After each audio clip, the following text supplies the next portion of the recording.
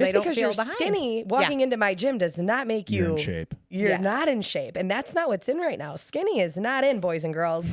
Having muscles is in. Having a booty and some thighs is in. Did you know? Build that dump truck, girl. Build that dump Girl, truck. yes. But I mean, that's been a trend. But they're stating now the longevity of your life is based on your leg strength. They Oh, used to yeah. say it was your grip strength, but Yeah. it's not. It's now 2025, 2026. It's based on how strong your legs are. So Wow. true. They did a I don't know if it was an X-ray, whatever it is, but it was to measure the muscle mass of like an 80-year-old compared to like a 20-year-old, and also an 80-year-old that worked out and didn't work out. There's a huge difference. If your legs can't carry you through life, your lifespan is going to decrease drastically. Do you want me to tell you something even scarier? Ooh, let's hear it. If you're not consistent with your fitness starting in your 30s and you fall off after that, there's no way to fully catch up into your 80s.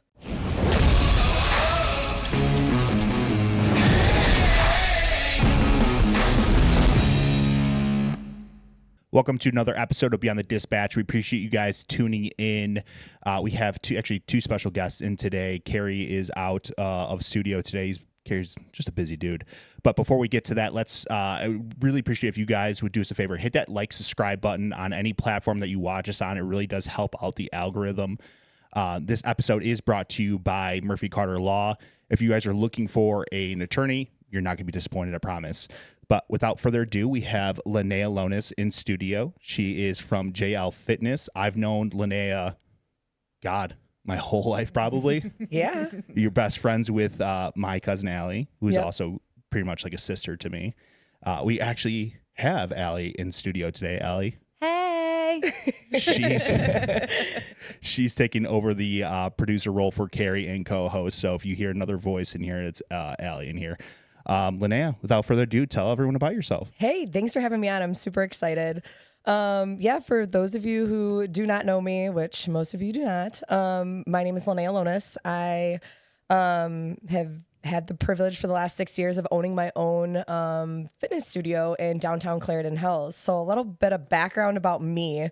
You name it, I played it growing up. I tried just about every sport, but really focused on softball and basketball. And believe it or not, Allie and I were supposed to go to the same college. And I graduated from North Central College in Naperville with my exercise science and psychology degree, where I played basketball there before I, broke my whole body, but it's fine. Shout out North Central. Yeah, shout out North Central. Had a great time there.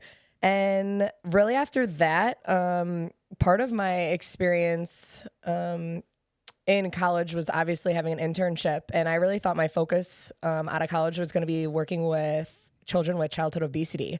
There was such a situation going on where so many people were struggling. And I think it was, comorbid with a couple different things, whether it was people with special needs or parents not understanding, the harmful effects of food. And I was working in a couple different hospital locations designing the fitness curriculum for them. And believe it or not, the company that my internship was through, I ended up getting a job where I ended up training a variety of other people. Let's go. So my internship actually led me into this area where I could train multiple different people. And that's actually where I started to work with children with severe special needs, but more importantly, even individuals later on in life that had like TBIs and wounded warriors. I was contracted to work with different fire departments, athletes, adults, you name it. So I was really lucky early on to have a lot of on-the-floor experience where I think a lot of people have to wait and they don't get that firsthand experience because they're doing a lot of schooling. And I was really lucky to be thrown into a wide range of working with a lot of different individuals, which is just wild. I think it was probably one of the most rewarding things being in a gym where maybe I had a middle-aged mom complaining that, she was saying this was really hard. And I'm like, why don't you take a look to the left of you? Right. Where that individual just suffered a massive stroke. They're relearning how to use the right side of their body. And you're telling me you can't do this right now? I go, let's think again. Right. And they're like, you're right, Linnea. I'm never going to say it again. So I think being in an environment where there was sometimes 3 different generations, a grandfather, a mom, and a kid all working out, and somebody who, was sent to us from RIC, the Rehabilitation Institute of Chicago down the street, where they trusted myself and my staff to work with these individuals who had severe special considerations. I think it was such a unique environment to be brought up in this industry, because you got to see a little bit of everything. Right. No, 100%. And it really does change your perspective on things, right? When you are working with these different clients, this person has this setback and you have to work around that, but then too, it's like, it's good for other clients to see that you are getting these people with TBIs or having these injuries from, God knows what, but it does put a perspective into other clients. Like, just like you said, like, oh, wow, like maybe I don't have it as bad as I think, because sometimes when you hyper focus on something like, oh my God, this is the hardest thing I've ever been through. Like, you just fixate on it and you're not thinking about like, in 5 minutes, you're going to be fine. You can do this. You are capable. Yeah. I think rewiring a lot of people's mindset, and that's part of the whole psychology that goes along with my degree, because you're having to reshape the way you are interpreting what is hard. Right. What is hard in front of you? Is it, something that's mental where you have to get through, like, for example, a math or an equation, or is it something that you have to physically push yourself through where it's a high rocks race or a 5K or something along those lines? And I think when we can be more aware and put ourselves in more situations where we have a wider range of individuals around us, it makes us better human beings. And I think you know that. Yes. More experiences, more people. And I think that's one of the reasons why I'm so fortunate to be able to be trusted by this community around us, and why we thrived during the pandemic, which I can, get through later with starting a business during the pandemic. But I think it's something special when you can take somebody's hardship and also show somebody else that what you're going through is extremely valid, and your hardship is no less than somebody else's. But then how can you use that specific event to then help reshape every other decision or what's going to come out of your mouth after that? Right. And I think that's really important. I think as people start to change their dialogue of what is hard verbally out loud. And I think that's part of one of the ways, what we do at Just Love Fitness, when we sit down and do an assessment with somebody to analyze, what does your day look like and what is going on, so that we can help like change what's happening. Right. Cause like too, it's like, okay, you can change external, but also your internal voice. Yeah. Right. And that's huge. And I feel like me and you have talked a lot about that from like your previous experiences. Right. And I know you've really focused on that. And I think it takes time. And I even use like my personal experience of, one of my goals was to have like a natural birth and to push through something that was so hard mentally and physically. But it's like you get to hang on to that willpower of what mental toughness is. And I truly think, looking at what the definition is for that, of just being able to withstand something hard for a prolonged period of time. Right. And that can be in many different ways. And that can apply to many different people, right? I mean, doctors, lawyers, personal trainers, literally first responders, cops, military, that all applies. And I think it's inevitable. I think mental toughness, especially with youth right now, it's so different. Well, I mean, we grew up in 2 different time periods, right? Absolutely. Where we didn't have cell phones as kids. What did we do? We'd get on our bikes and we'd go play. Yeah. And then now our kids literally have everything at their fingertips. Correct. And that's like a whole nother conversation. Oh God. But I know we just went on like a massive tangent, but for me, I think starting with having a wide range of individuals that I got to work with led me into really understanding, how to look at the human body. And I think as I trained different people in different jobs, assessing somebody's body, it didn't matter. It didn't matter if they were a firefighter. It didn't matter if they had a stroke. It didn't matter if they had MS. It didn't matter if they were an elite athlete. Right. But I think the way that we need to view assessing somebody and making them better, no matter if it's in your field or my field, you have to start looking from like top to bottom, or even bottom to top, the way you like look at somebody. So when we get into trying to help people. I think if I were to go back, I really wish we would have started deeper with people, more internally, rather than such like an exterior view. And I think nutrition has been like such a big thing right now. Huge. And like hormone health. I know they just released a massive study how poorly it was portrayed to the American people and to women about hormones. Right. And we've been misled for such a long time. And the damage to the human body that they were saying it was going to cause it's not accurate. Right. Well, there's a lot of misinformation out there in regards to fitness, in regards to actually a lot of things in life. And it could be a whole nother podcast. But before we deep dive into that, I want everyone to know who you are. So you and I grew up together. We went to the same high school. Yeah. You were best friends with my cousin forever, right? Yeah. So childhood obesity is kind of like the main goal or main reason why you kind of got into fitness and wanted to become a personal trainer, right? Or why did you want to become a personal trainer? And then how's your viewpoint changed then until when you worked at that first location where you were seeing a wide variety of people? Great question. So I think when people ask me how I got started in this industry, I just had a natural draw to fitness in general. It was my personal connection with just feeling like I could, push through and overcome anything. And I didn't want anybody to stop me. I think starting with the childhood obesity, it was definitely an avenue for me. Was it going to be my end all be all? I don't think so. At one point, I really wanted to focus on athletes. At one point, I really wanted to focus on sports specific, where I had my own training facility that was just geared towards softball and baseball athletes. But later in life, I think the individuals that make the biggest impact on the family are the moms, because they are most of the time who are providing food, the meals. A lot of times they're holding down the family with travel and planning. So when I look at the individuals that I'm trying to give the biggest impact on right now, and what has led me into owning this company is really focusing on men and women trying to take back their bodies post-baby. Yeah. And like that is who I'm helping 9 times out of 10 during the week. And they're at your gym. I've met them and they're rock stars. Absolutely. Badasses. Your whole gym alone.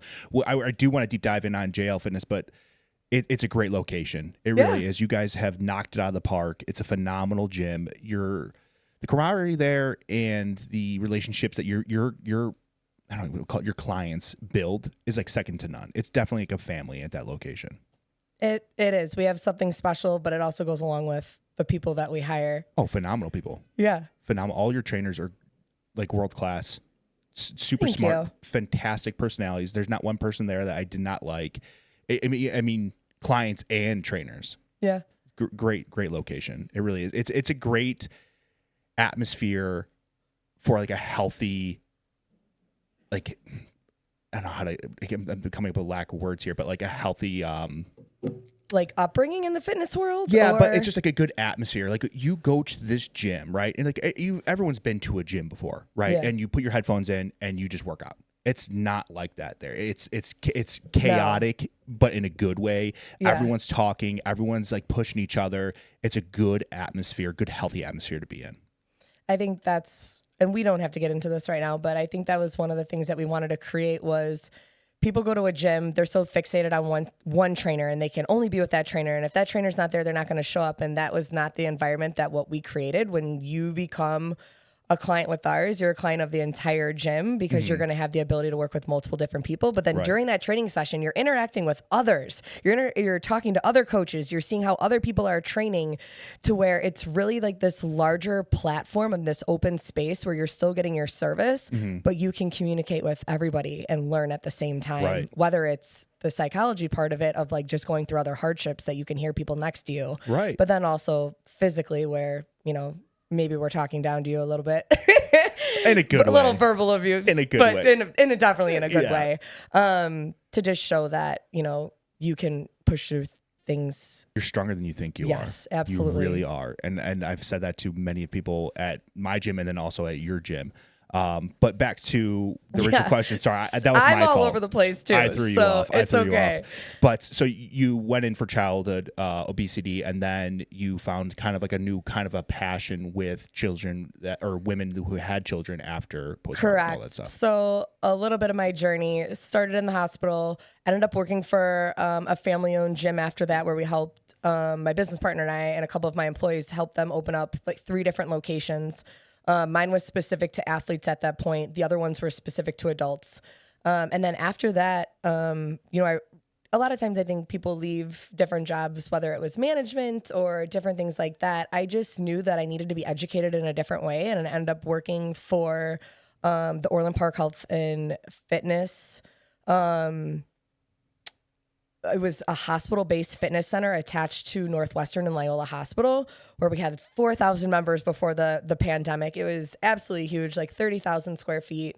I had a staff of about 15 trainers and about 25 or 30 Group X instructors. And I think the biggest thing that I realized working corporate versus like small mom and pop is how fast I can make an impact.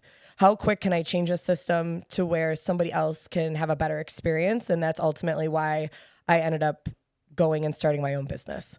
After that, so that was probably like 10 years into working in this industry. And my business partner and I, we were working together.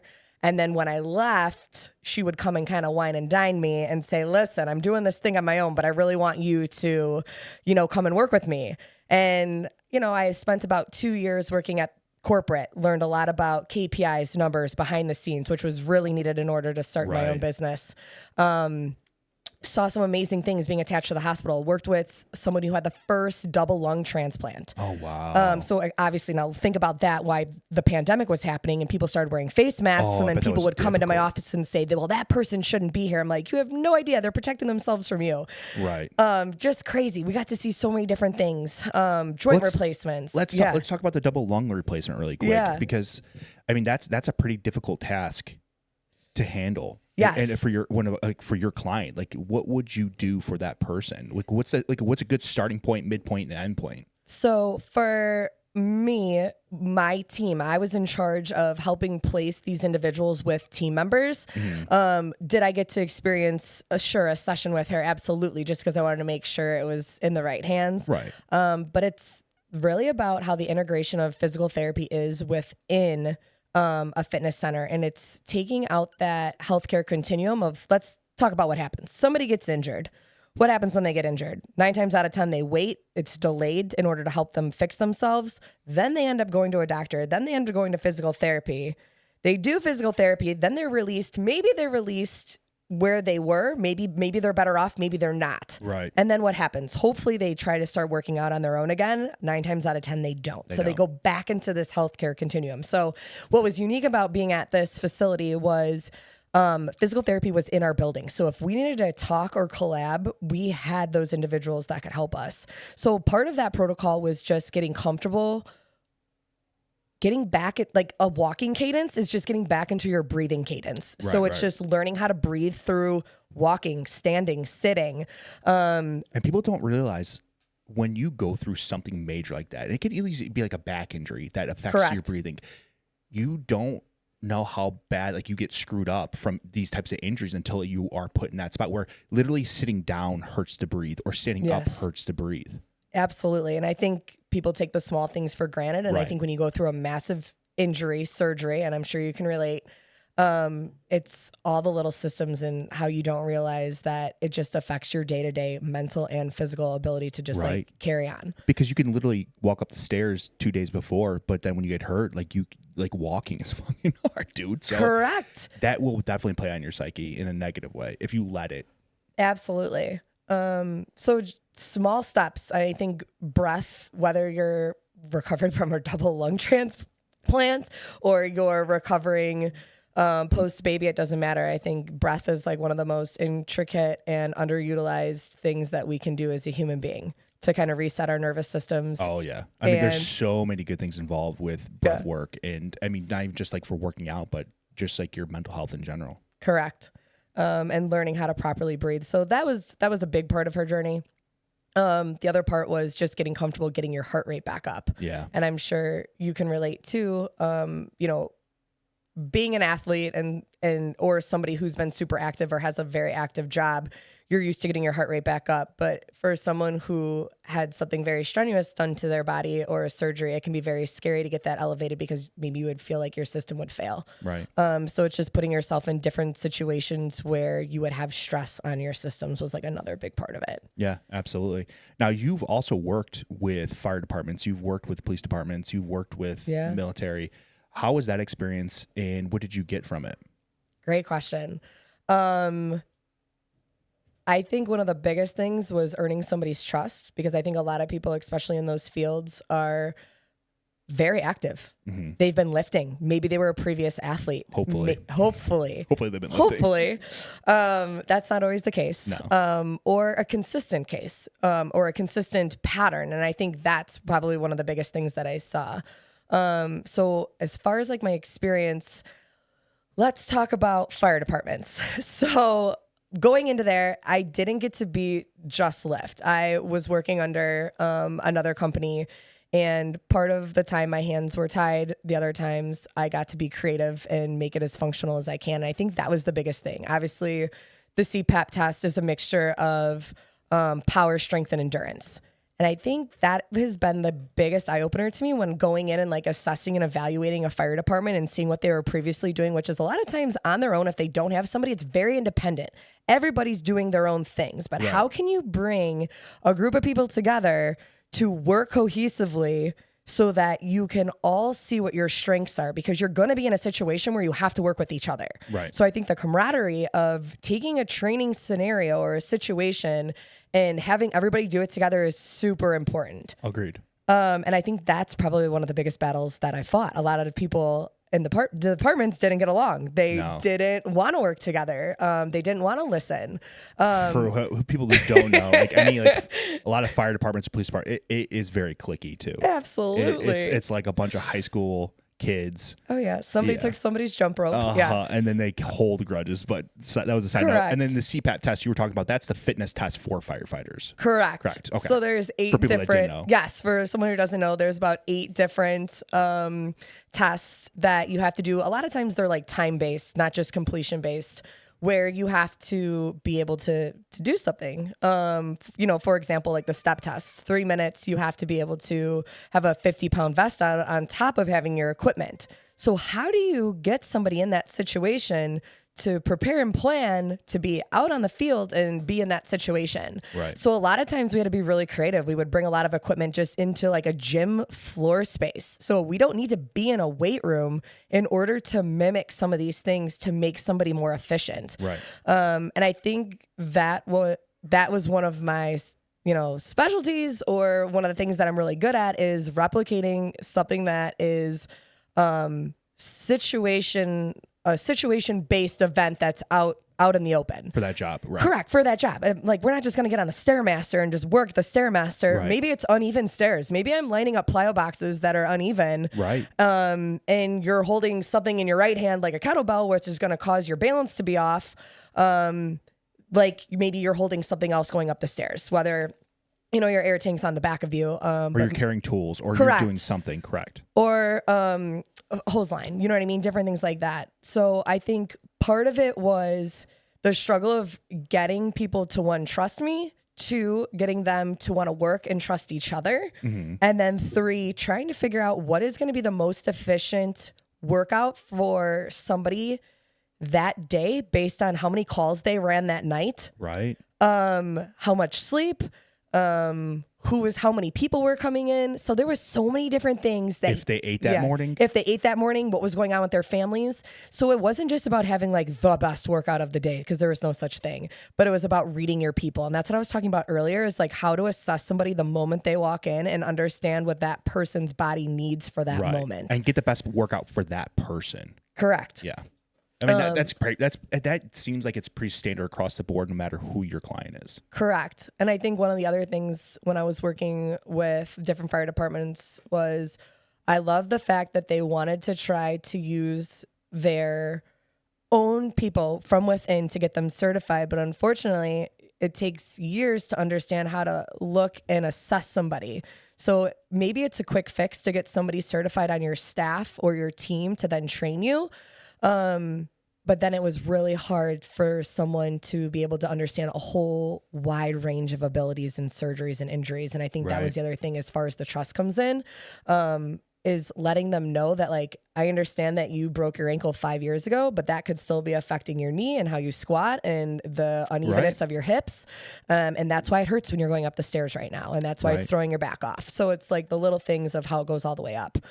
But not to ramble. No, you're good. So like, to kind of circle back, like you were talking about, you came up with different workouts to help these guys, and and make it like job specific, right? Like carrying a kettlebell, farmer carries are great for core strength, and if you train that, you're less likely to probably tweak your back or to hurt yourself because you've been used to it, your body's used to it. I'm assuming, correct?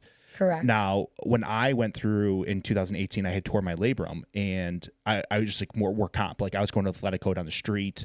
Yeah. I had a PT, great dude, super Drew, super great dude.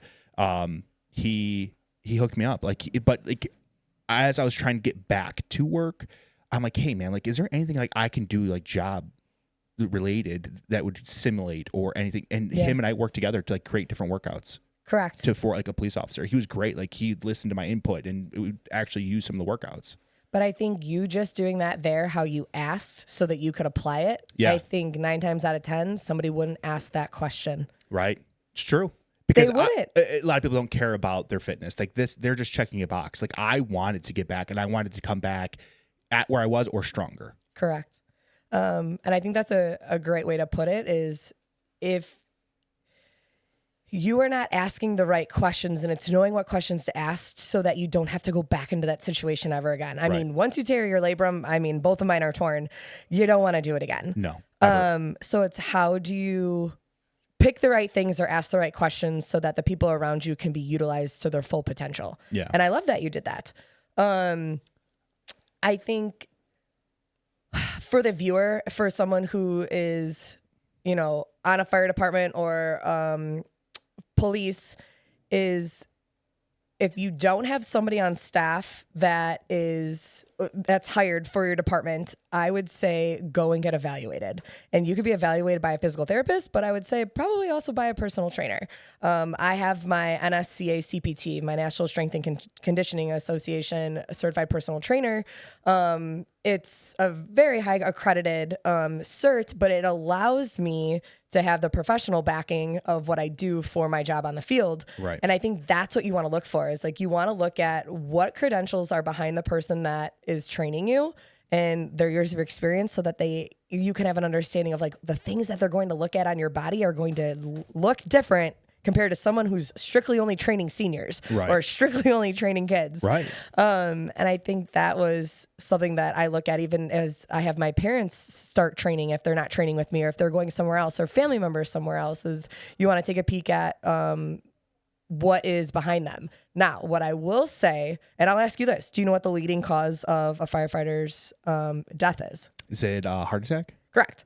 And I wish they would talk about this sooner, but 9 times out of 10, it's not just because they're eating unhealthy or they're not moving. Sure, that could be a scenario. Can we pause really quick? Yeah. Your camera is shaking like crazy. Is that the kids upstairs? Probably. Is it the big one? Yeah, like you guys are like this. All right. Well, we're going to take a break. Hey, guys, this episode is brought to you by Murphy Carter Law. This one, I'm proud to announce, this is a great partnership with us. They are a phenomenal law firm. I've known Rick for a very long time. He's a fantastic guy. Heart of gold. He supports organizations like Project Fire Buddies who give back to kids with terminal illness. This guy cares. He is a staunch advocate for first responders. He's just a blue-collar guy. He really is. He was a union construction worker at one point, and now he's just a shark in the courtroom. And that's just a fact.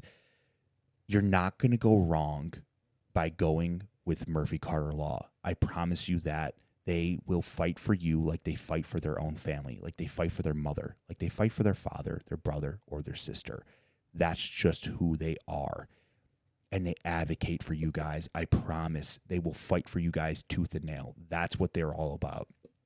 to make you guys whole again, or to get you close to that as possible, and by any means necessary. They've won major cases already. I have some notes over here. They have $11.5 million truck accident case. They have a $9.5 million medical malpractice case and another $7.1 million delivery truck accident. They handle their business. If you're looking for a lawyer, if you've been in a situation like Carrie and I have, Murphy Carter Law, check them out. Go to murphycarterlaw.com. I promise you, you will not be disappointed. Tell them that Beyond the Dispatch sent you. All right, guys, so we're back from break. We were discussing firefighters. Linnea has a little trick of the trade that she wants to touch on. So before we went on break, we talked about the leading death for firefighters, which is heart attack. But take it over, Linnea. Yeah, I was going to say a lot of times that can be related to, well, it could be hereditary, it could be genetic, it could be life choices. I think some of the things that we need to start looking at, no matter if you're in this field or not, is your internal health and your numbers more. When I would go in and assess a fire department, we would do a couple different things. We would go internally, very similar to what we do at JL Fitness, is knowing your numbers internally. Your BMR, how many calories are you burning in a day? Understanding your body fat percentage, your visceral fat, so the fat covering your internal organs and different things like that. And then obviously your movement portion of it. But what do we know about police or fire or even nurses, that their inconsistent sleep schedule, how high their cortisol shoots when they're in a heightened state of some sort of emergency? Stressful call, yeah, which happens every single day. Yes.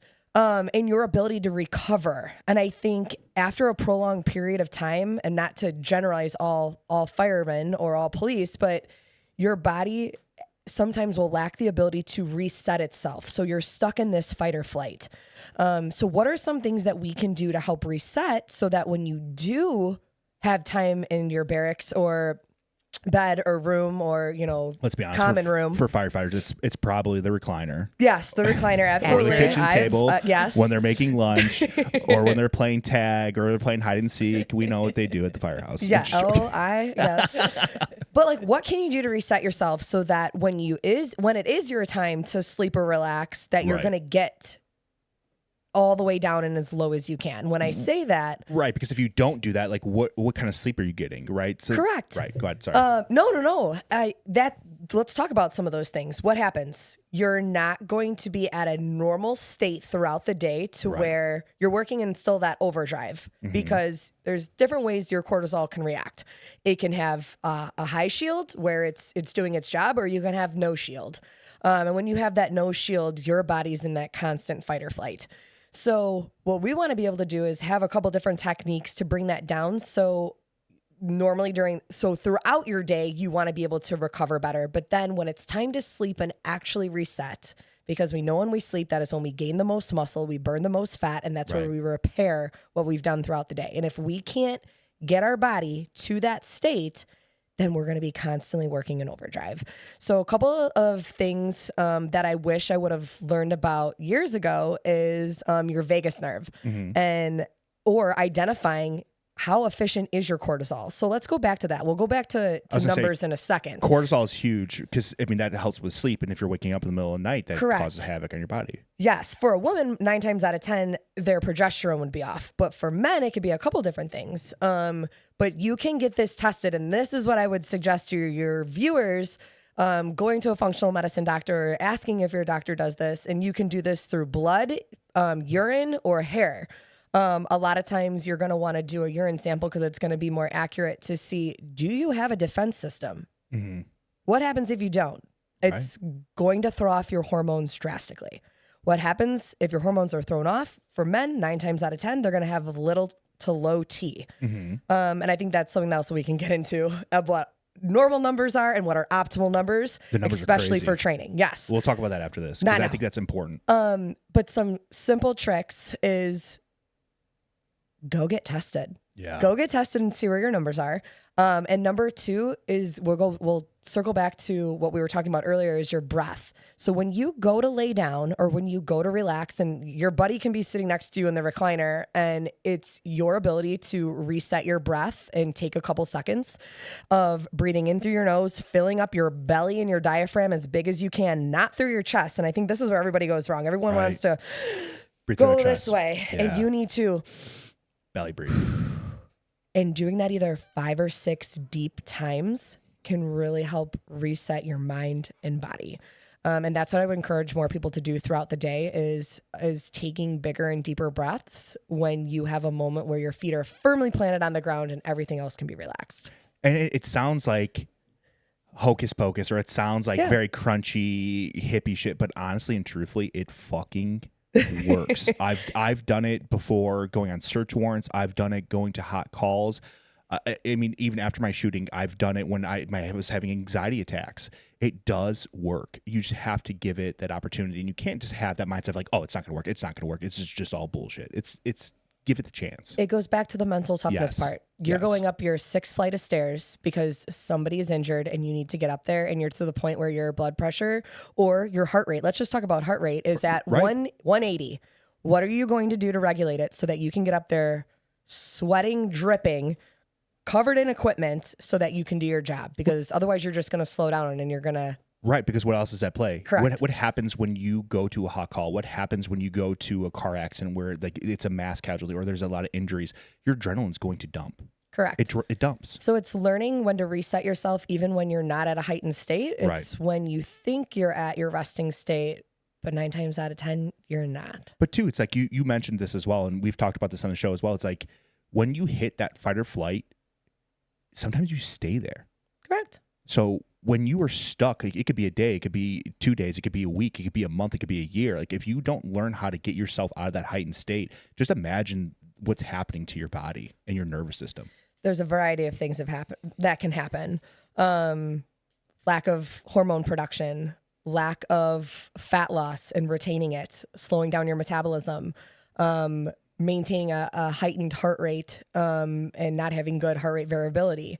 You're decreasing your VO2 max, which you have to have as somebody who's in that field. So breath is going to be like one of the biggest tricks that is underutilized and as crunchy as can be. But yeah, I would say definitely take a look at that. Extremely beneficial. Assess yourself. Do you want to touch back on cortisol or we want to move on to T? Yeah. So one of the newest things, which I was talking to you about, is a lot of times our nervous system from all the things that in our environment are setting off what's going on with our nervous system. Could it be things that we're taking, whether it's supplemental or drugs, or were you previously sick and you were on a steroid or something like that? Was it a traumatic event? Was it, a variety of things?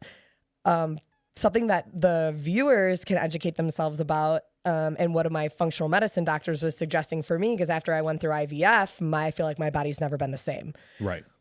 Make me run a 10K, make me do whatever, and I feel like I can recover in 10 seconds, but have a baby, and oh my God, your whole world is done. Oh my God. So, do you know what that does? You know exactly what that I does know to your what it body. does. I shouldn't say, do you know it? You know exactly what I know it what it does to your does. body. It wreaks havoc. It is, but she showed me this tool, and there's a brand called Truvaga, and it's a vagus nerve reset where you're going to hold it on the left side, and it'll take you through what to do and how it can reset your nervous system to where you can sleep better, have deeper sleep. You can get out of this fight or flight, and you can be more calm and maybe a better spouse.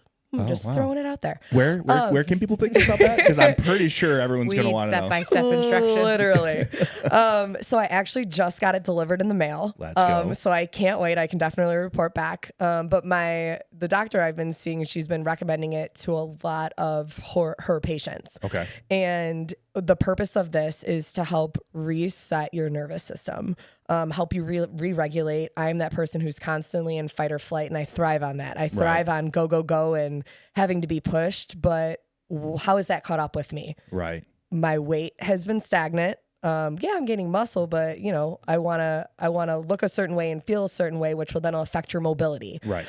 So if you're holding weight in different areas of your body, that also says a lot. It could be hormone related, which is 9 times out of 10 something that's cortisol related.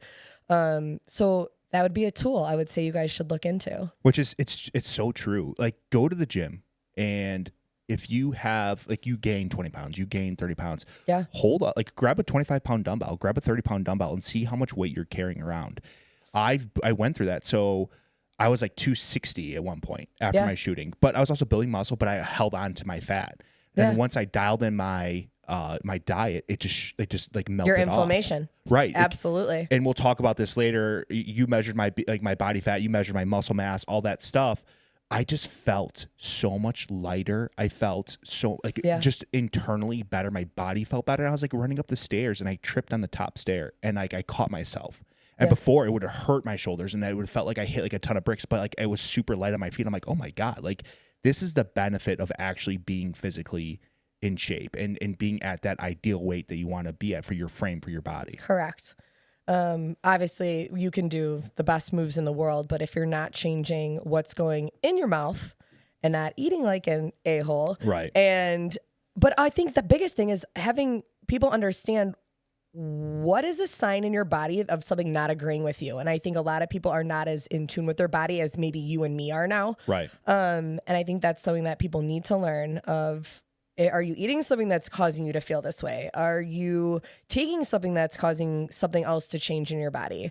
So I think doing like a self-awareness check is going to be like really key. And we can talk about that. And listen to yourself. We'll talk about that. So anything else on cortisol, or do you want to move on to T? I think we can move on. Agreed. And check out that vagus nerve. Do you remember what the piece of equipment's called and where you can get it from, or is it just strictly from your doctor? No, you can go out to the website. It's called Truvaga. Okay. Truvaga. And there's a couple different devices. The one that I chose, it's about $499. But like once you have it, it's like good to go. Good to go So, forever. Like, forever. So it's like, all right. As long as you don't lose it. Right. We talked about this too. It's like, oh, are you buying like a Gucci purse? Are you buying things that you don't fucking need? Or are you actually buying something that's expensive, but that's actually really good for your health? And it can not just benefit one person, it can benefit your entire whole family. family. So I'll be bringing it into work. We'll all reset our nervous systems, prior to going into a meeting or something. Not that they're heated or anything, which they're not. My team is great. I get to sit back and they normally got to kick me out of theirs because they're so efficient and I got to let them do their jobs. Linnea, you're distracting us. Yeah, I know. I like to have too much fun. But yeah, definitely start looking at ways that you can increase your longevity, but also how to make your day more efficient. And I think that's what we're fixated on right now. Oh, 1,000%. So let's roll into T. So I actually had low T. Yeah. So after my shooting, I checked, and the normal range was like anywhere from like 200 to 1,200 or something like that. How is that arranged? Stupid, it's huge. right? Yes. So I had gotten mine tested in my early 30s, late 20s, and I was at like 300. Yeah. And my doctor's like, "Oh, you're normal." I'm like, "I feel like fucking dog shit." Yeah. And I have a testosterone level of like a 80-year-old man. How is that normal? So like I didn't do anything for years, and then like in my early 30s, mid 30s, I had gotten my levels tested again. I was at like 200. I was at 16. Dude. 16. Nuts. Everything hurt. Yes. I could squat 125. I could deadlift, 250. It didn't matter. I couldn't kneel on the ground without my knees hurting, which was wild until I got my numbers. And now I do an injection one time per week, and it's a game changer. And I think the other thing that we're learning is normal and optimal ranges for your hormones. So let's bring up this first before, I mean to cut you off, but what is some signs and symptoms to look out for? And like, what does that do to your body? Like, what is your body experiencing when you have these lower levels of hormones? Correct. So from personal experience, obviously I'm not a doctor, I'm not a functional medicine doctor. Disclaimer. Yeah, disclaimer here. But some signs of having low T, you're going to see decrease in hair loss, insufficiency with sleep and deep sleep. You're going to see more aches and pains, more injuries, more prone to that. Increase bone breaks if you were to fall. I could just keep going. Body fat, I think we touched on it. Yeah, body fat percentage, the lack of ability to gain muscle. Your stamina in the gym, your recovery, all that stuff. Correct. Right? Heart rate. Heart rate. Oh my gosh. So there's so much that testosterone plays a part in. And I think if you don't go to the right type of doctor, right, you're going to be unfortunately misled and not acknowledged. And you're going to be still stuck in this area of well, they say I'm fine, but like, what am I supposed to do now? Right. And I feel like shit. Correct. You're not going to get the motivation to go work out when you feel like complete utter shit. No. And I think being on it is amazing. It makes you feel unstoppable. It's a 9-day difference. Yes, absolutely. And I think that was one of the biggest things for me, physique wise, after I had a baby. And like, I'm like, I know I can lift. I know I can do this. Right. I know I have 40-pound dumbbells in my hand, but why do I not see the definition? What's happening? Right. And I think for people who are questioning it and they know something is off, especially for women or even men, like going to an endocrinologist or going to a gynecologist that does not prescribe HRT and you're going and getting tested by them, they're not going to be able to help you because they're not going to give you what you need. So you have to make sure whoever you're going to is also going to be able to prescribe something that is non-synthetic. So what kind of doctors would you be looking to? Like, so if someone is listening to this and they want to go get their blood work, they want to go possibly get on TRT or whatever. Yes. What are some doctors to look for? Like functional medicine? Yeah, that's a big one. We have partnered recently with a couple different functional medicine doctors. Some of them are DOs, some are doctors of chiropractic. Some of them have different IFBA, like nutrition certifications, so they can help dial in nutrition with the hormones. You want to try to find somebody who has years of experience prescribing hormones. Yes. Which is really hard to say because people have been misled for so long. So you need to find somebody that is specific to prescribing.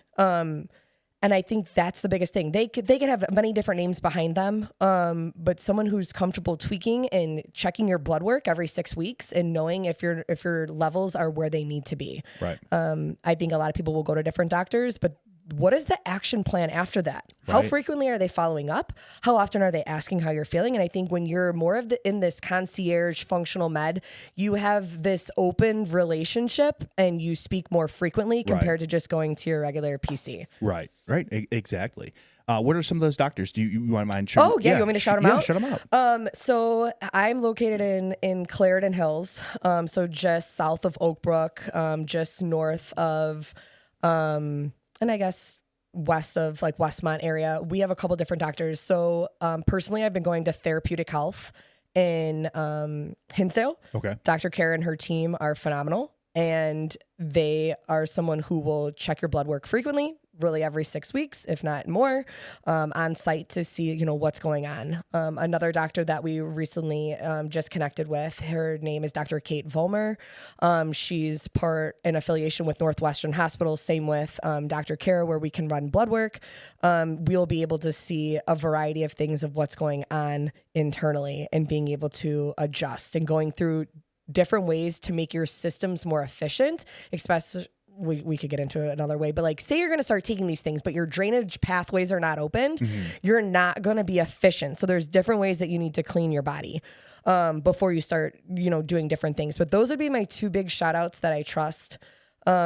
Which is great because now you're getting legit hands-on care. They're going to give you the full gambit. It's not just you're going to Ageless Men or you're going to your doctor. Oh, your blood work looks great. Like, have a good day. Like, they do none of the pre-prep. They do none of that stuff. It's just prescribe. You're done. That's it. Correct. So now they're going to cater to your needs. They're going to check your labs every 6 weeks. They're going to see where your level's at. Okay, we're high here. We're low here. We need to move this. We need to move that. So you're going to get the legit care that you need when you're going to pay for this, because like you can go to like a corner store or a chain like Ageless Men and they're just gonna be in out. They're not gonna really care about your legit health. Right. And I think it's also understanding why is it low? What caused it to be low? Look at your job stress. Like if you're a firefighter, you're a police officer, you work in a stressful situation like in a hospital, or you're a lawyer. Like your stress does cause havoc on your hormones. And I think that's the other thing. If you're going to somebody, when's the last time your doctor asked you questions about how your sleep was? How's your family life? Right. What does a day in life look like for you about what you're eating? And I don't hear that coming from these doctors, especially having worked closely with the childhood obesity. You have to find someone who's going to dive into the nitty gritty. And that's what we do. at Just Live Fitness too, whether you start with the initial assessment and then move into nutrition. It's like, I need to know your whole life so I can figure out how to make adjustments. And like, that's the type of doctor you're looking for. Love it. Absolutely. So let's dive into nutrition. Let's all right. So if you had a new client, so like I was a new client at JL, right? Yeah. You know my background, what I've been through, what my injuries. Yeah. Now, for nutrition wise, what would you prescribe or talk to me or go over with me about nutrition? And then for anyone else that's listening that would find that interesting. So obviously I could talk at you, but I think we would really start Sorry, I apologize. with questions. Yes, ask me questions. Right. But what we do, I don't know if prior to me, did you ever see the scale that we had, the InBody scale? No, the InBody scale is fucking awesome. It's a $10,000 scale. There's two more advanced versions. The top one is like similar to like what the NFL will use, but it'll actually break down how much muscles in each arm, each leg, your core. It'll send a bioelectric impedance up through your body, and it'll help differentiate between your lean tissue, muscle, and bone.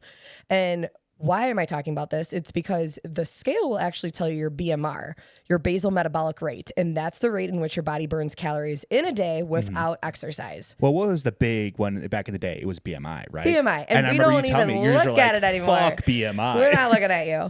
I want to know your muscle. I want to know your body fat percentage, and I want to know how many calories your body's burning in a day, because the questions I was asking you is, how long are you spending in the gym? What type of workouts are you doing in the gym? How much cardio are you doing compared to lifting?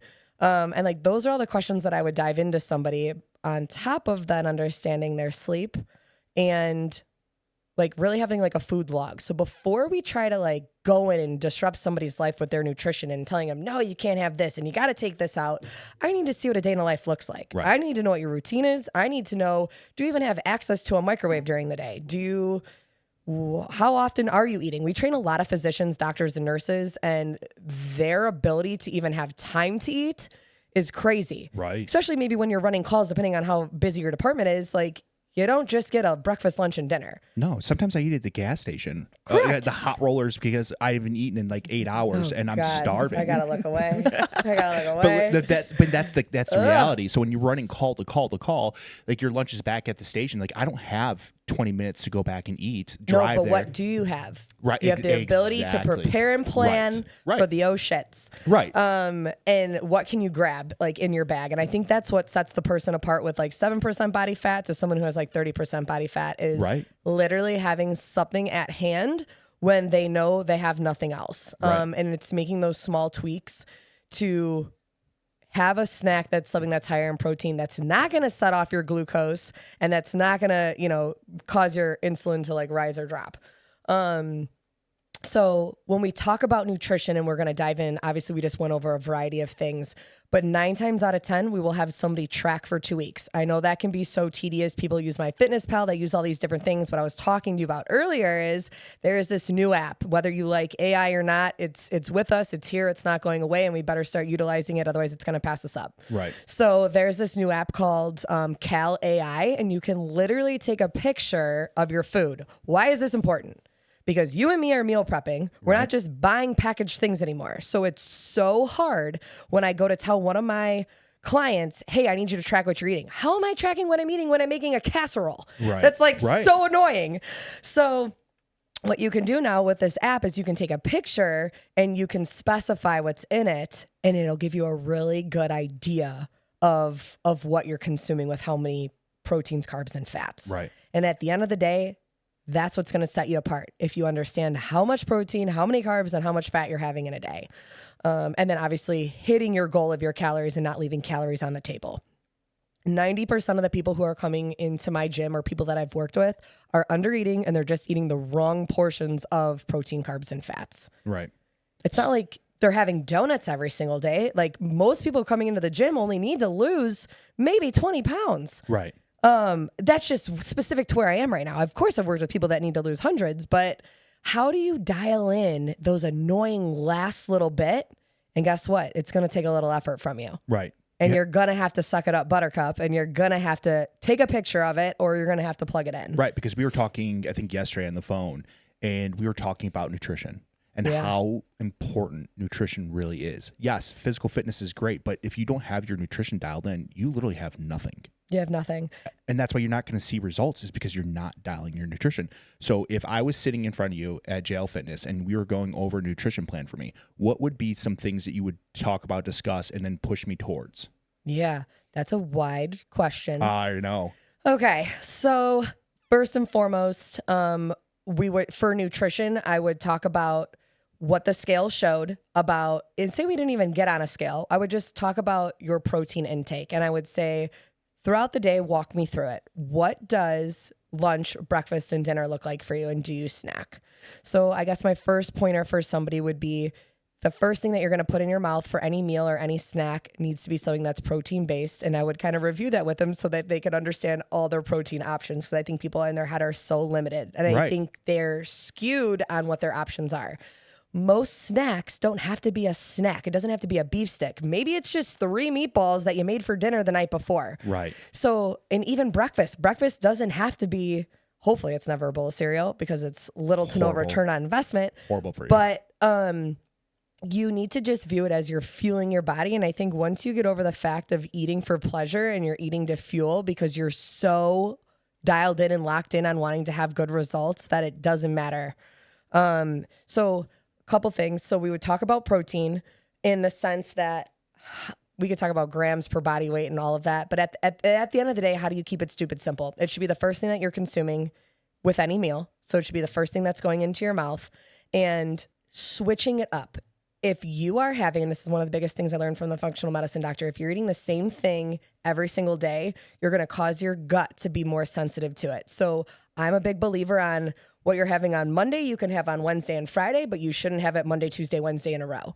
So this is something that I started doing myself because I'm so used to just doing what's easy, but a lot of times that can offset your system as well. Right. As in like ground beef, and it could be like sweet potatoes. And if you eat that every single day, Monday through Friday, for breakfast, lunch, and dinner. Correct. So for someone who's meal prep Sunday, I would typically tell somebody to pick 3 different meats, and I would stick your carbs to try to do something that is either rice or potato based, because they're going to cause the least amount of inflammation in your system compared to most people don't even know they have a gluten sensitivity. They don't know where the wheat germ is coming from. We can get into how it's grown. I'm not doing that. I'm not doing it. Right. But pick 2 meats, pick 2 grains, and then you're going to pick 3 vegetables. And how can you intertwine them throughout the week? How can you throw them into that 9x13 and just go? The other thing that I would talk about is, so I already said the protein options. Fish, I think it's so underutilized. I think people are afraid to cook it. Shrimp, I think I think people are afraid of just the mercury, but in general, it's going to be a very higher, cleaner source of protein. As far as carbohydrates, like I just said, I would make sure that you're eliminating the breads. You really don't need them. I would highly suggest diving into rice, and I know people go back and forth between brown or white. White is more easily digestible, so I would stick with that. And then a potato. As far as your veggies, I think this is where people 9 times out of 10 really suffer. And if you're trying to do low inflammatory to where things are not going to like bother your gut, you want to try and stick with like a green bean. You want to go with a spinach. You want to go with broccoli. Sometimes can be harder on the gut. You want to go with like an asparagus. But I know a lot of times people are so limited in like what they think they can put in their mouth because of like what they enjoy. Right. So to dial in you more specifically and going back to your question, I think you need to have awareness with yourself of like, what does it actually look like of what I'm eating? And then how can we make small tweaks to then even out your macros and your calories? Right. What else would I say? I mean, honestly, we talked about it, like AI. Use ChatGPT. If you guys are stuck on what you want to make or meal prep, put the prompts in. What she just said, like, all right, put those prompts in and say, I need 3 different proteins. I need 4 different proteins for the week. They will literally get you a recipe, how to make it, all that stuff. And it's at your fingertips. It takes 2 seconds. And then if you follow us, you'll also get free recipes and meal guides. Where would they follow you at? at plug. You can follow us at our website is jlfitnesstraining.com, but you can also go to our Instagram, and we're constantly putting out free tips and tricks. Constantly. So you can go to just_lift fitness, and you'll be able to find us on there. We also have a text that goes out every Monday to anybody who wants to be a part of our nutrition channel for tips and tricks, because I think, we survey our clients and they say that is the biggest thing that they struggle with. Whether or not it's because they just need to apply it or they need to try it, right, or they just don't know where to begin. Right. And the unknown is scary. Correct. And I think you don't know where to go if you don't know where you are. And that's why I'm the biggest believer in you have to track. And my team will say that to me too, because I'll complain about different things. They're like, Linnea, when's the last time you tracked? I'm like, yeah, I got to get on too. I can't complain unless I know. I can't coach you unless I know. So that'd be my thing. Download Cal AI, you get it for 3 days free, see how you like it, and then track for 2 weeks and really see what your day looks like. How consistent are you? Right. And I think that's the biggest thing is how consistent can you be with your nutrition? A lot of people derail on the weekends and they're like, well, why haven't I lost anything? Well, 2 days is a lot of days still. Right. Well, that's a key. Like consistency is the key to fitness. It is. Nutrition's 80%. And it's funny to say that because you're like, I'm really in the gym more than that. But hopefully you're only in the gym 1 hour of the day, which is 4% of your day. Not the case for me. Yeah, no, I know. We'll talk about that. But I think the other thing that I've learned being with different functional medicine doctors is understanding what is bothering your gut and getting tested for food sensitivity. So this is the last thing I'll say about nutrition is even if I go to prescribe the most ideal food plan, where I'm setting you up and I'm writing it out. I'm telling you what you're eating for breakfast, lunch, and dinner. I'm mapping out your protein snacks. I'm even tweaking your days based on a day that you exercise versus a day you don't exercise, because those calorie days should look different. Yeah. If you're eating things that are causing inflammation, the weight is never going to come off your body. And how do you know if they're causing you inflammation? Most people don't. But there are ways with a blood test that you can see what you should be avoiding with either low sensitivity, moderate, or high. And I think that was the biggest thing for me is once, this is really sad, guys, and this was really hard, I had to give up beef, rice, and eggs. Ooh. But can you imagine how much I was eating? And it caused a sensitivity to me. Yeah. So once I stopped doing that, I mean, Allie even here can probably look at me and say, wow, you look different from the last year of how swollen my face was. And obviously she does my hair and my hair was falling out, and we'll talk about that, girls. But you need to give yourself variety, and you need to figure out what's causing your gut to be inflamed to where that's why you're holding the weight on. So how important is gut health? It's everything. It's everything. It'll affect your hormones. It'll affect your hair. It'll affect your relationships.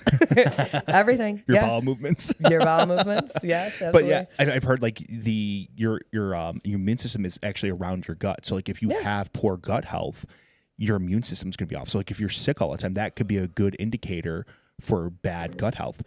Is there anything else you want to touch on? Because I want to ask another question about gut health. Like what are some things that people can do? Because I remember, I think it was Shay was talking about gut health, and the gut opens up, and then the slits in your gut, and then you have a leaky gut. So like, let's talk about that unless you have anything else you want to bring up.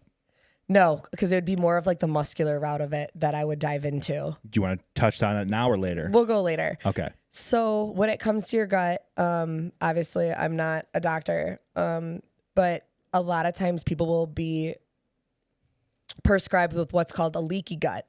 And that could be because of the things that you're consuming, which is causing it to be weak, and then it's causing inflammation in your intestines and other areas of your body. So one of the big things that I've done this year has educated myself on peptides and understanding how to help your gut. I don't know if the viewers or yourself, you've heard of BPC 157. I have. I've been taking that orally for the last year, and now I'm also starting the injections for the joint and bone support. Yes. Holy cow. Different. I think people don't realize that they're bloated, and once they're not, you will not want to go back. Ever. You will not want to go back. And which kind of goes to nutrition. So like you talked about nutrition of eating for like you're a glutton for punishment or you're a glutton for food. Like that's like your guilty pleasure. But when you start to eat clean, and healthy and you see how your body feels cognitively and then also motion, you're not going to want to go back, I promise. No, I think that was the motivation in itself, is you don't want to go back to feeling like those pants feel tight. You don't want to go back to just that pain. Yes. So I think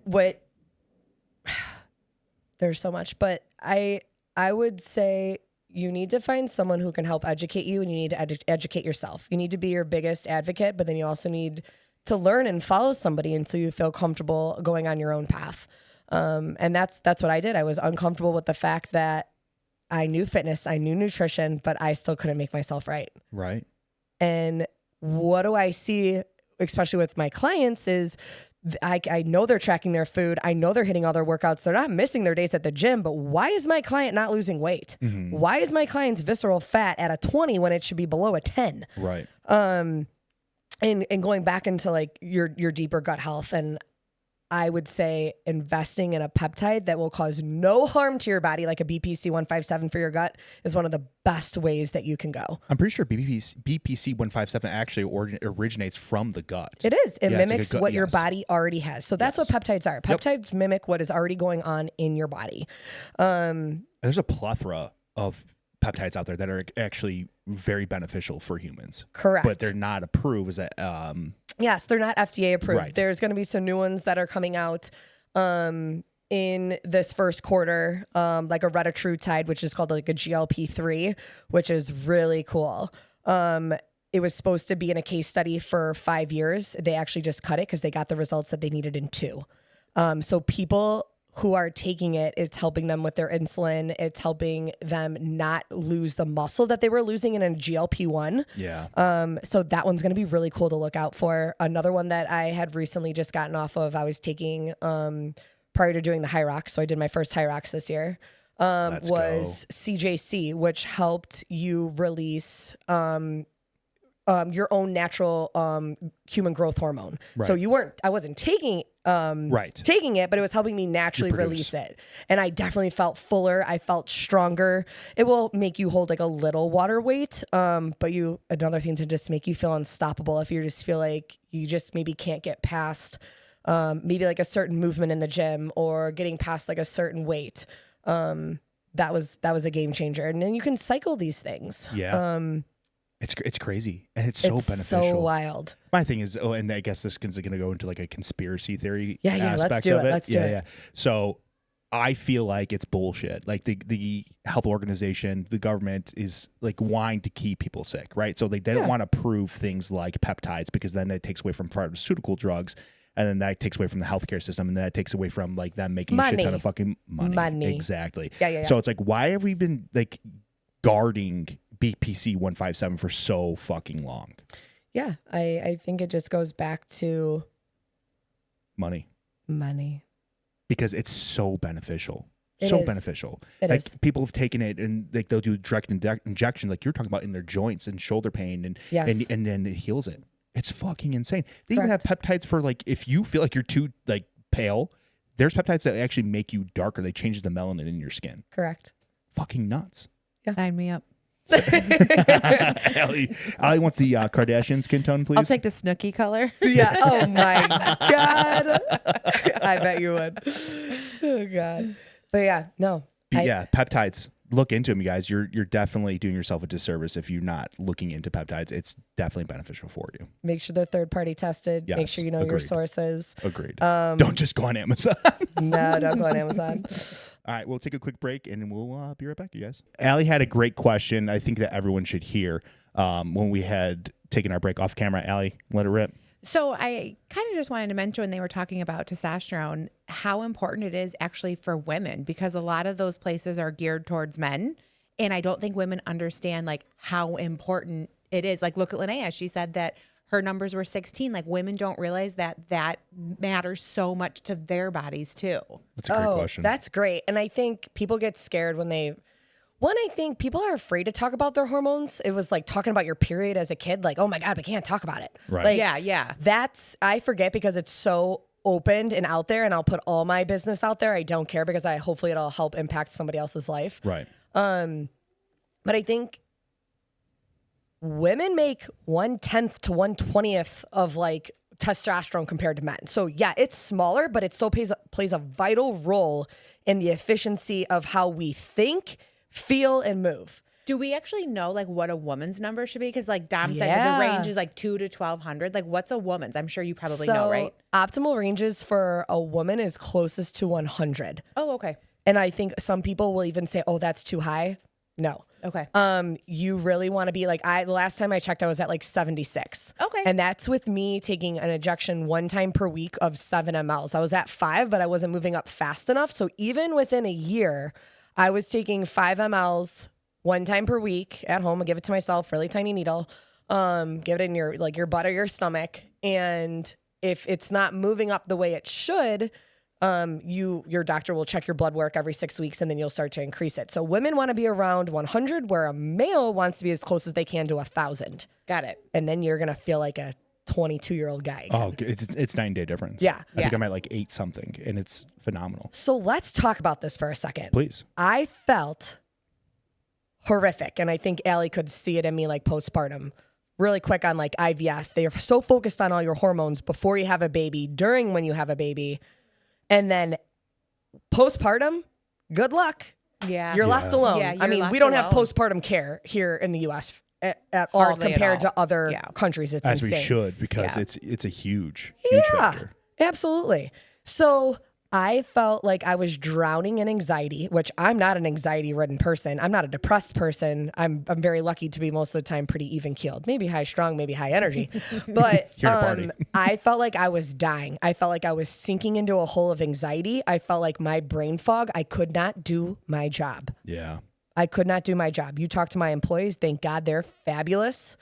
Shout out to Nicole, my general manager, who literally took everything, all of my job duties, and did them all.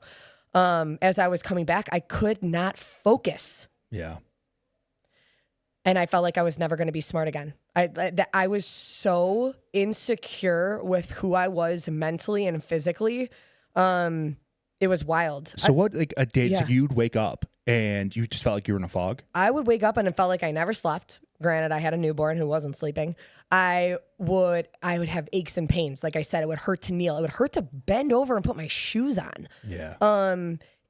I couldn't retain anything. My memory was really bad. Yeah. Where I'm not that person. Like I don't have to write notes down. I just remember it all. I remember all my tasks just at a normal day without having to take notes. I started to have to do that. Jackie, my business partner, she's like, "Are you going to write this down today? Because I think you need to.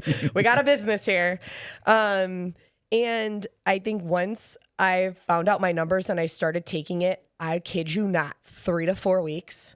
I'm like, whoa. And you attribute a lot of this to testosterone. Oh, it was all my testosterone. Your libido, your brain fog, your anxiety, your ability to gain muscle and lose fat. If that's not dialed in for a male or female, you're gonna shrivel up and die. Yeah. Like truly, that's what I feel like will happen to people. And that's what was happening to me. So women out there, quit being afraid. Quit complaining that you don't feel right and that you don't want to start hormones or you want to wait until you're in perimenopause. Why are you going to wait till you're like a shriveled up, this is what Dr. Kara says, a shriveled up raspberry or whatever raisin? Like, why wait? Right. Do it now to Live your best. prevent. Yes. Like, we're in preventative medicine. This is the movement.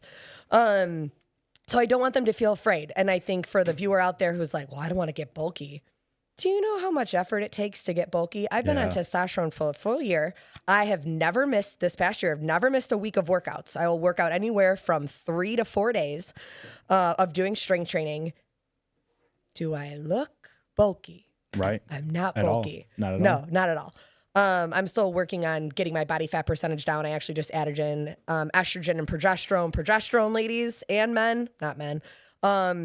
It's a game changer for sleep and recovery, but so is the testosterone. So yeah, Allie, that's a great question. Yeah. I think people should know their numbers, but if you're gonna go to somebody, they got to be able to prescribe you the hormones. Right. Otherwise, they can't help you. Right. And don't worry about the stigma with it. You're not going to get super jacked. Like, no one cares. Everyone's going through their own things in life. It is. No one's going to worry about it if you're on testosterone. It's going to save a couple marriages. I really do think if you got your hormones regulated, it could save, 2-3 marriages. Thank God my husband's a gem because I've been something the last couple of years. Yep. We love John. We love John. Shout out, buddy. He that new Bears song. Shout out the Chicago Bears. We're having a great season. Yeah. What are we, division champs right now? Because someone just lost last night. Do I know anything? Green Bay. Yeah. Hey, yeah. There we go. Hey, shout out. Hey, I knew something. Football knowledge. Let's go. He threw something at me this morning. Oh man. All right. Well, let's talk about JL Fitness. Hey. So I've been spending a lot of time up there as well. I've been observing and helping out with your classes, and it's honestly a great time. It really is. So like when I talk about her gym, I'm talking about it from experience because I've been there and helping out. I'm looking at to get my certification. Linnea and everyone at your gym's been helping me, and it's been phenomenal.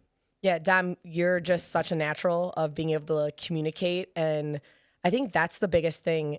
The client's never going to know that you gave the most perfect workout. Right. They're going to know if you adjusted or progressed or regressed them, but it's also about the conversation that you're having, and that's what you're so good at is connecting with people, and that's what I truly love, and that's why we could talk for hours here. But we wanted to create this environment where we have a lot of different core values, but I think the core value that sticks with me the most is creating holistically, and I wanted to do that for my employees because I felt in this industry that there was never a perfect fit for me. I felt like I was never like in the right place because of my skill sets. And I'm lucky that I have a wide variety and I enjoy doing a lot of different things. But then what happens when somebody comes into a small business and maybe they don't understand their infrastructure of growth? And what I wanted to let my employees know is you can create holistically within this space of how you're going to be a trainer, and I can help pay and educate and give you different certifications, but it's also how can you build a position and a livelihood where you are helping others. And I think in this industry, it has one of the biggest turnover rates where people are switching jobs because it's not sustainable. So Jackie and I, we set out on a mission when we created Just Live Fitness to have salaries. We wanted to have 401ks. We wanted to have work-life balance where people didn't have to train 5 a.m. and 5 p.m. at night, because that's also like the industry of firemen where you're not sleeping well. Right. And you're waking up at different hours of the night. And we wanted to be able to give them health benefits. And within 2 years of us owning a business, that is something that we were able to do. And that's something that we're very proud of. And my team is just phenomenal. I've never worked on a more educated and understanding and emotionally intelligent team.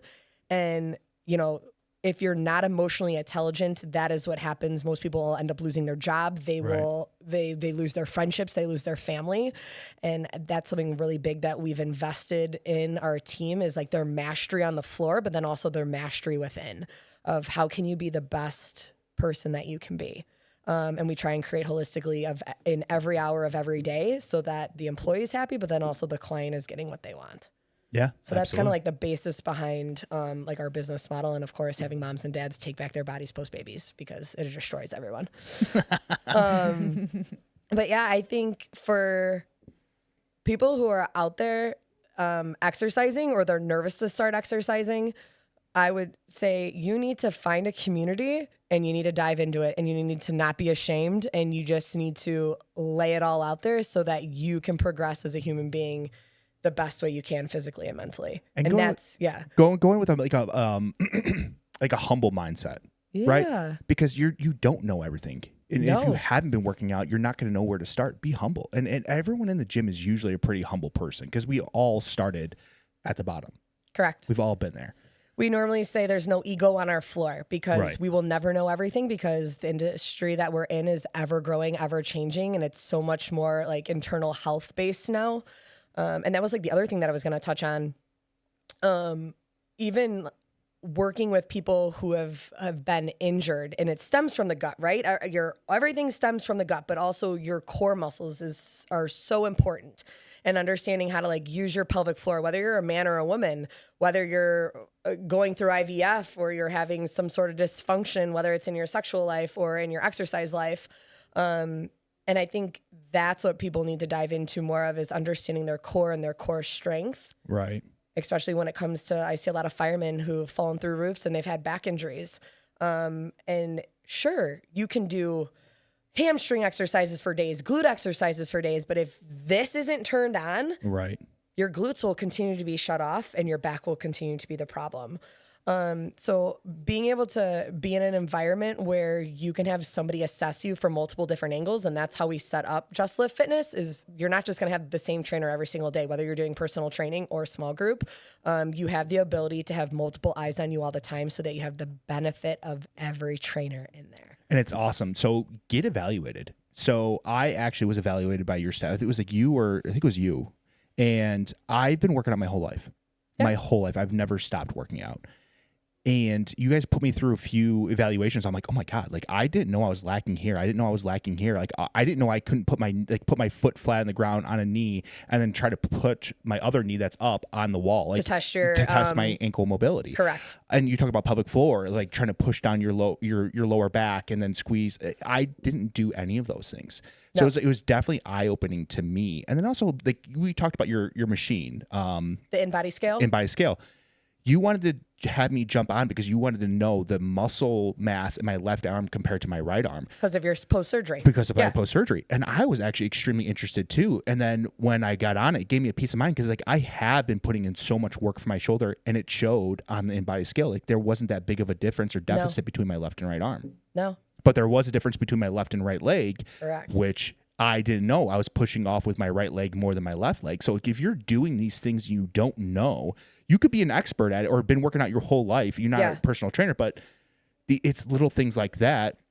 When you go to get these evaluations, you find out these little things because if I didn't adjust my stance in squats or deadlifts, I'm developing a problem for the future. Correct. It's figuring out the asymmetries and making yourself as symmetrical as possible. And then trying to set like realistic goals after that. Like how do you make small tweaks in your daily life to then not go back or stay complacent with like where you're at? Right. I know we were talking about goal setting too. And I'm doing something different this year and maybe this will inspire somebody else. So my business partner, if you know her, Jackie Rico, shout out. Shout out, Jackie. She's definitely the visionary of our business, and I am more of the person who is going to enforce it. How am I going to take her visions and then turn it into something else?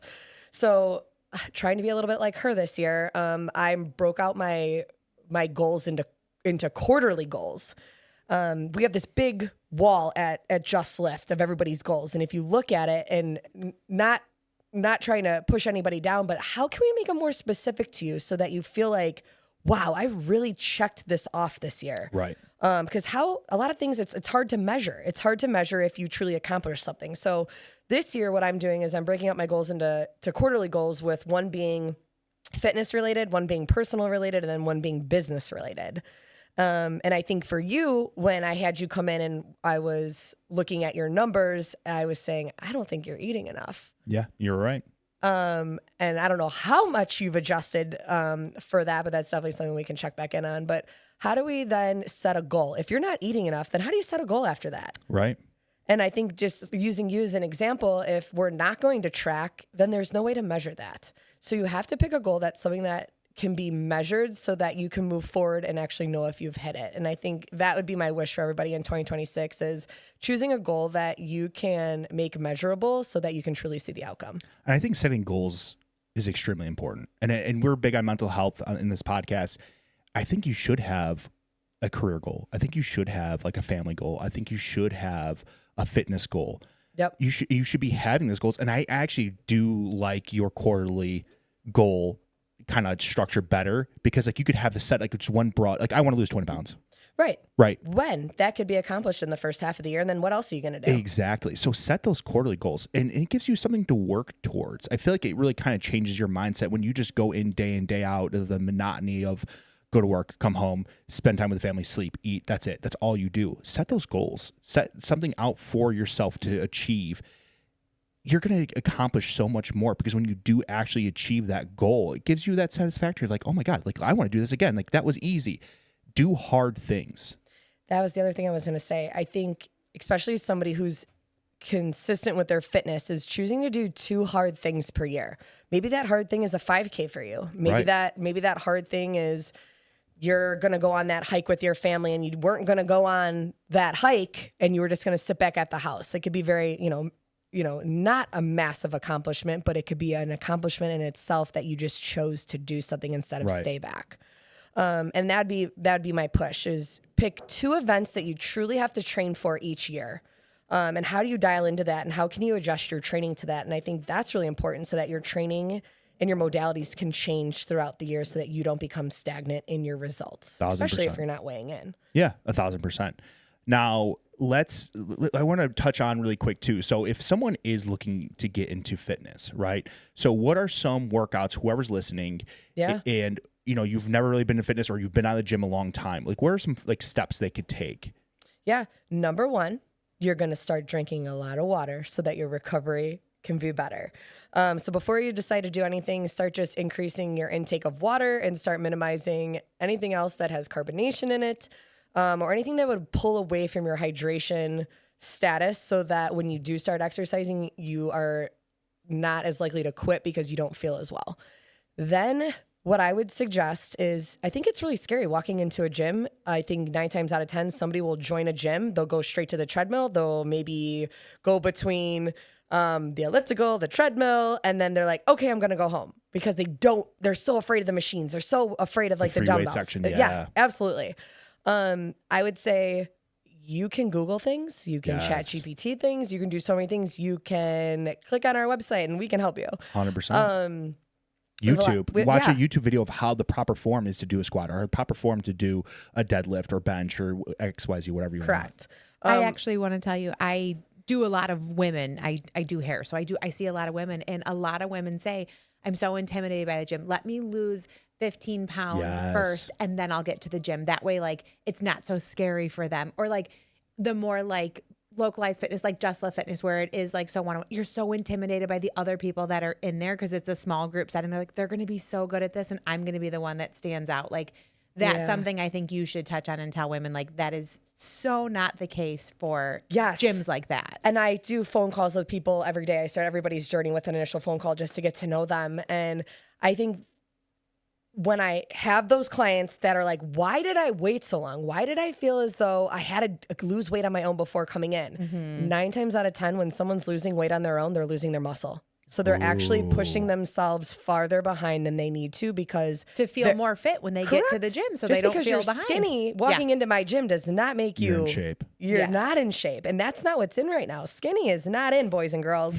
Having muscles is in. Having a booty and some thighs is in. Did you know? Build that dump truck, girl. Build that dump truck. Yes. But I mean, that's been a trend. But they're stating now the longevity of your life is based on your leg strength. They used to say it was your grip strength, but it's not. It's now 2025, 2026. It's based on how strong your legs are. So true. They did a, I don't know if it was an x-ray, whatever it is, but it was to measure the muscle mass of like an 80-year-old compared to like a 20-year-old.